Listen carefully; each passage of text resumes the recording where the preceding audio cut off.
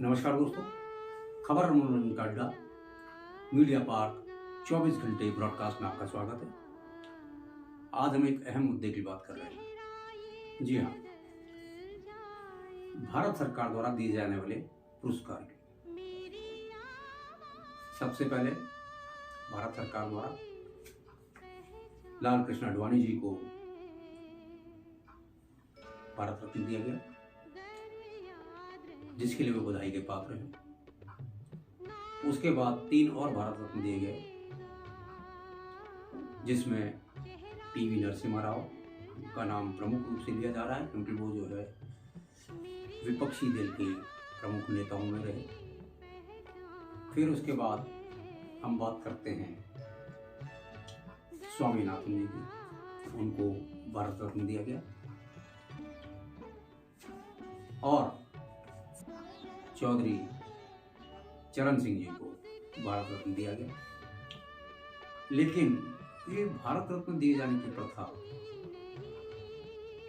किस तरह की प्रथा है, ये आम आदमी के समझ से परे है। जो राजनीतिक क्षेत्र में काम कर रहा है, जो सरकारी लाभ को अर्जित कर रहा है, जो सरकारी तनख्वाह ग्रहण करता है, पेंशन ग्रहण कर रहा है, उसके अलावा भी कई तरीके के कार्य करने के लिए जो कमीशन खा रहा है, ऐसे लोगों को भी सरकार किसी न किसी अवार्ड से नवाज रही है। और जो सही मायने में देश की सेवा कर रहा है, आवाम की सेवा कर रहा है, जनहित के कार्य कर रहा है, ऐसे लोगों को इन पुरस्कारों से नवाजा नहीं जा रहा है। जी हाँ, ऐसे ही एक उदाहरण की बात करता हूँ। हम बात करते हैं कोविड के दौर की। कोविड एक ऐसी महामारी थी जिस पर पूरा हिंदुस्तान हिला था। सिर्फ हिंदुस्तान की ही नहीं बात करते हैं, पूरा विश्व हिला पड़ा था। हमारे कई छात्र, कई बच्चे विदेशों में फंसे हुए थे, कई प्रदेशों में फंसे हुए थे और अपने घर तक नहीं पहुंच पा रहे थे। और कई महीने तक जो है कर्फ्यू लगा हुआ था। तो ऐसी स्थिति में जो काम एक केंद्र सरकार को या राज्य सरकार को करना चाहिए था, उन सब से भी बढ़कर जिसने इस कार्य को किया, उसको न तो पद्म श्री सम्मान दिया गया सरकार की तरफ से, न उसको पद्म भूषण दिया गया, बल्कि जिसने ऐसा कोई कार्य नहीं किया लेकिन वो भाजपा के फेवर में बोलता रहा हो या एक सरकार के फेवर में अपने मत दिखाता रहा हो, ऐसे लोगों को सरकार पद्म सम्मान से, पद्म श्री से सम्मानित करती रही है। हम बात कर रहे हैं फिल्मी कलाकार कंगना रनौत की। कंगना रनौत को पद्म श्री सम्मान दिया जाना कहाँ तक जायज है, ये आमजन के समझ से परे है। चौधरी चरण सिंह जी ने किसान आंदोलन, किसान के बहुत बड़े नेता वो रहे हैं देश में। उन्होंने किसानों के हित में बहुत काम किए।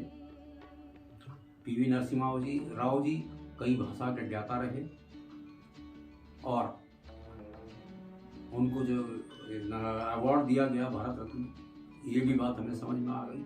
लाल कृष्ण आडवाणी जी की भी बात समझ में आ गई। हालांकि ये सभी लोग राजनीतिक लाभ लेते रहे हैं, लेकिन सरकार अपने वोट बैंक की पॉलिटिक्स को देखते हुए, सरकार अपने वोट को मैनिपुलेट करने के लिए एक पर्टिकुलर वर्ग विशेष का वोट पाने के लिए उप क्षेत्रों के लोगों को आकर्षित करने के लिए, उनका मन भरमाने के लिए इस प्रकार के अवार्ड दे रही है। ये कितना जायज है? क्या भारत रत्न अपनी कुर्सी बचाने के लिए या खुद को वापस सरकार में लाने के लिए दिया जाना उचित है? इस पर सरकार तो सोचेगी नहीं, लेकिन ये आम जनता इस पर जरूर सोचती है। और ऐसी चर्चाएं हमारे को कई सारे नुक्कड़ में, चाय की दुकान पर, पान के खोखों पर सुनने को, या एक सैलून में, बार्बर सैलून में, नाई की दुकान जिसे हम कहते हैं, कटिंग करने जाते हैं, शेविंग के लिए जाते हैं, तो वहाँ पर ये सारी चीज़ें सुनने को मिलती है। और लोग सरकार के सामने नहीं कह सकते, अपना आक्रोश जो है दुकानों पर निकालते हैं, वहीं पर बैठ करके एक दूसरे के साथ बहस करते हैं। तो यहीं से ये मुद्दा हमने आप तक पहुंचाने का प्रयास किया।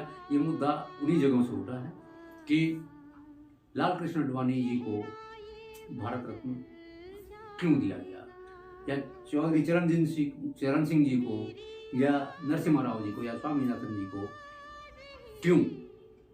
क्या इलेक्शन कैश करने के लिए, क्या साउथ के वोट बैंक को अपनी तरफ करने के लिए, क्या किसानों के वोट को अपनी तरफ करने के लिए राष्ट्रीय लोकदल के साथ एक डील की गई, ऐसा विपक्ष कह रहा है। तो इन सब मुद्दों पर हमें गौर करना चाहिए